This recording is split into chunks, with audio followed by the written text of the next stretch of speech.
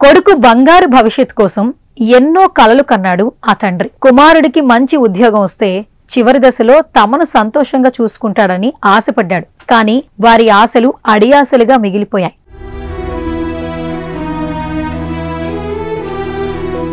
మద్యానికి బానిసై దారి తప్పిన కొడుకు నిత్యం తల్లిదండ్రులను వేధించేవాడు. కొన్ని సందర్భాలలో వారిపై దాడికి కూడా తెగపడేవాడు. చనిపోయాక తల కొరివి పెట్టి పున్నామి నరకం నుంచి తప్పించాల్సిన పుత్రుడు బ్రతికుండగానే నరకం చూపించేవాడు.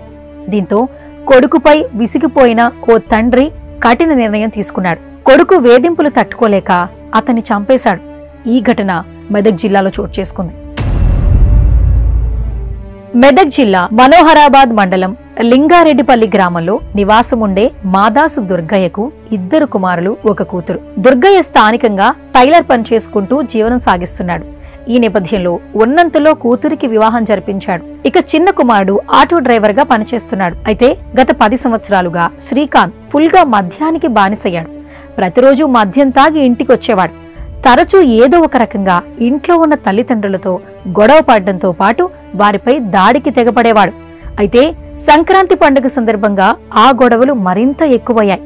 చిన్న చిన్న విషయాలకే గొడవలు పెట్టుకుంటూ తల్లిదండ్రులపై తీవ్ర స్థాయిలో దాడి చేసేవాడు.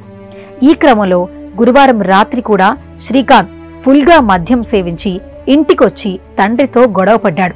చిన్న గొడవ కాస్త తారాస్థాయికి చేరడంతో తండ్రి దుర్గయ్యపై శ్రీకాంత్ చెప్పుతో దాడి చేశాడు. అయితే తనపై కొడుకు చెప్పుతో దాడి చేయడాన్ని తండ్రి దుర్గయ్య జీర్ణించుకోలేకపోయాడు.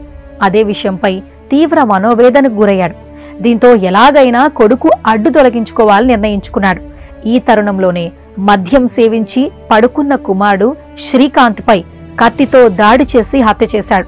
అనంతరం నేరుగా పోలీస్ స్టేషన్ కు వెళ్లి జరిగిన విషయం చెప్పి లొంగిపోయాడు.